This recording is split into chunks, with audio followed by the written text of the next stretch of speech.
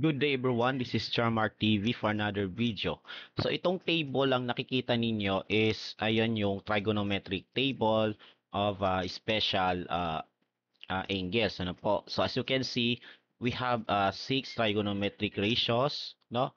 Sine, uh, sine, cosine, tangent, cosecant, secant, and cotangent.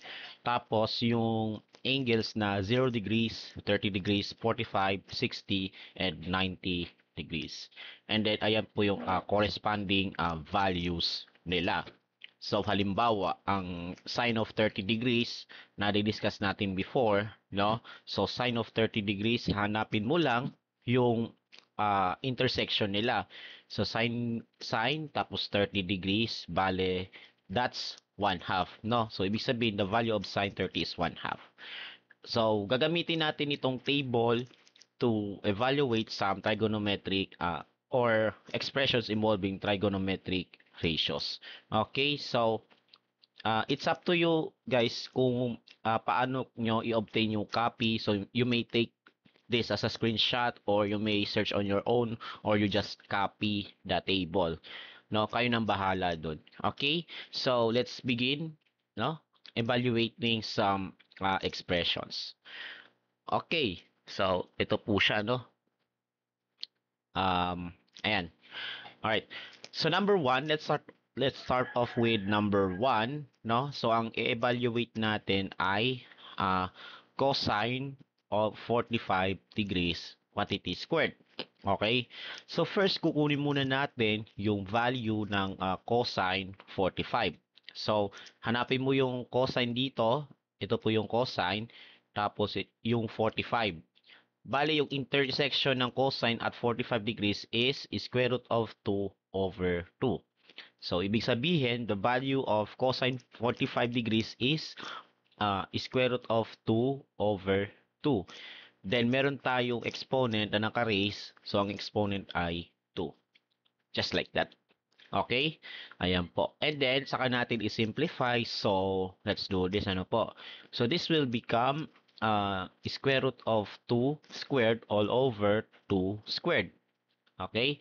And as you can see, yung square root at saka yung exponent na 2, makakancel lang sila. 'Di ba? They're just canceled out. Okay? So, that 2 na lang po sa numerator. So, this will become 2 over 2 squared is 4. 2 over 4 and then we reduce to lowest term. So 2 over 4 is equal to 1/2. So the answer for this one is 1/2. Okay? Ayan po. Next, number 2, we have cosine 30 degrees and cosine 45 degrees. So, hanapin muna natin yung yung cosine 30 degrees, no? Asan ba yung cosine 30 degrees? Hanapin mo lang dito, 'di ba? Oh,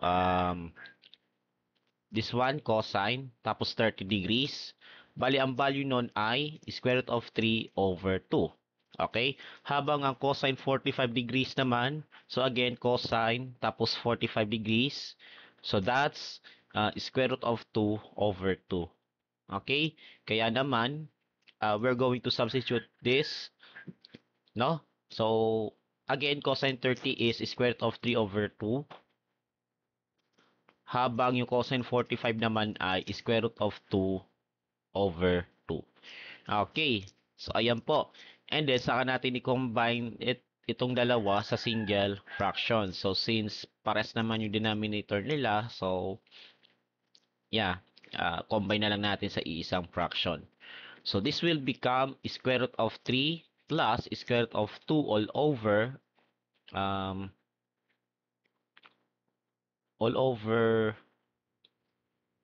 wait, all over 2. Ayan, so square root of 3 plus square root of 2 all over 2. So, you cannot combine these two radicals since magkaiba sila. Magkaibang radicals sila. Okay? So, ito po yung sagot sa number 2. Okay? Ayan. Next, number 3. We have sine 45 degrees and cosine 60 degrees.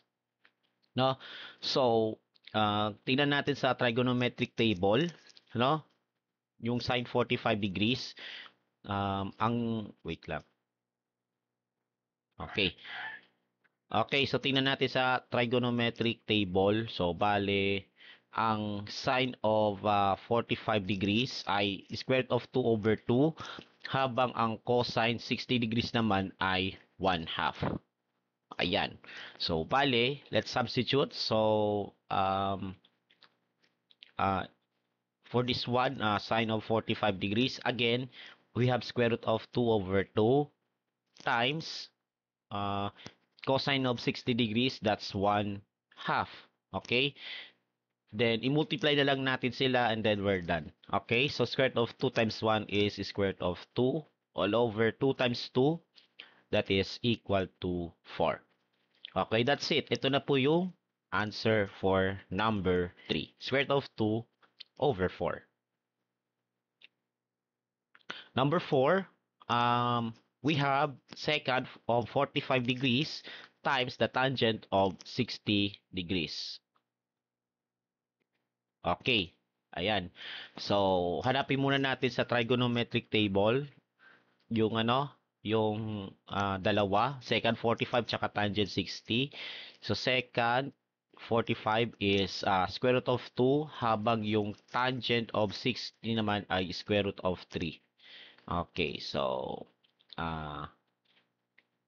palitan na natin ito ng values. So secant of 45 degrees is square root of 2 times the tangent of 60 degrees. That's the square root of 3.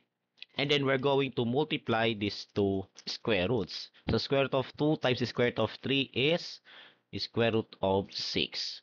And this is the answer. Ayan. Number 5, we have sine of 45 degrees plus the cosine of 45 degrees. So, tingnan natin sa table yung sine and cosine of 45 degrees, no?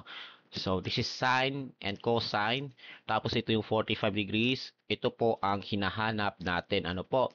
So, parehas silang square root of 2. Okay? So, para sa sine and cosine of 45 degrees. So, they are both square root of 2. Kaya naman, yung sine of 45 degrees plus cosine of 45 degrees, palitan natin ng parehong square root of 2 over 2. Ayan. And then, saka natin silang combine into a single fraction. So, square root of 2 plus square root of 2. Ayan, pwede natin pagsamahin sa isang radical kasi pares naman sila ng square root or yung radicands. Okay? So, this will become 2 square root of 2 kasi dalawa sila over 2. Okay? Then, as you notice, meron tayong 2 sa taas, 2 sa baba. So, we just cancel out. Ayan. So, ang natira po ay square root of 2. So, this is the answer. Okay?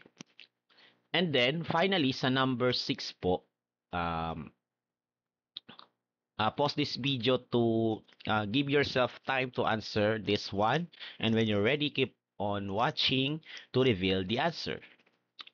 Okay, so once again, tignan natin yung cosecant 45 degrees sa table as well as cosine 60, no? So, the cosecant of 45 degrees ay square root of 2, habang ang cosine of 60 naman ay 1/2. Alright, so let us substitute these values. Ano po? So, the cosecant of 45 degrees, so this will become square root of 2, tapos naka-raise pa sa 2. Tama? And then minus, no? Minus cosine 60 degrees. So, ano ulit yung cosine 60 degrees? 1/2. Okay? Ayan po. And then, adjust natin para magkaroon ng space. Ayan. Okay. So, bale, simplify natin. So, as you can see, canceled out na yung square root at saka yung 2. Okay? So, this will become 2 na lang po minus 1/2. So, 2 minus 1/2, LCD po, no? LCD po, lagyan natin ng over 1. Okay. So, this will become 2 ang LCD, no? And then, para sa numerator, we have 2 divided by 1 equals 2. 2 times 2 is 4. So, 4 minus 1. Okay? And then 4 minus 1 is equal to 3. So 3 over 2 po is the answer for this one. Okay, so that's all for today about evaluating trigonometric ratios.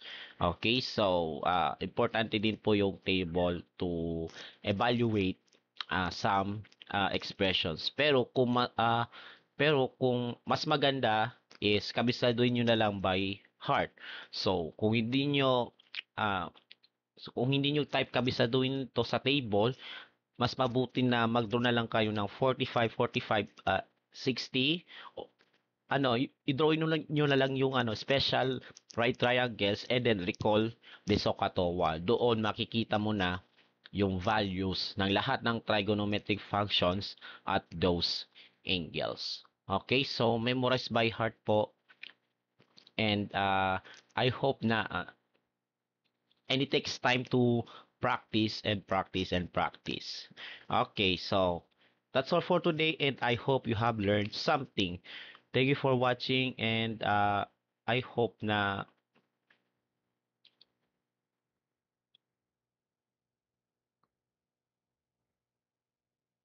and do not forget to subscribe to my YouTube channel for more videos. And as always, have a great day to all.